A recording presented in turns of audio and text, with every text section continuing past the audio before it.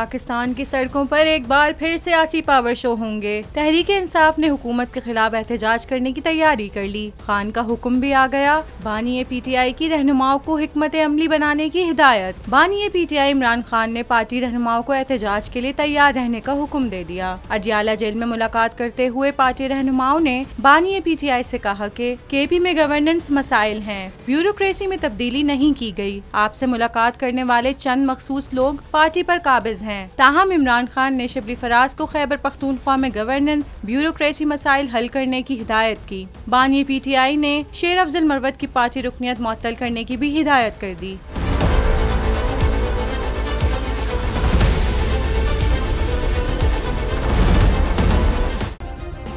Subscribe करें और bell दबाएं ताकि कोई खबर रह न जाए।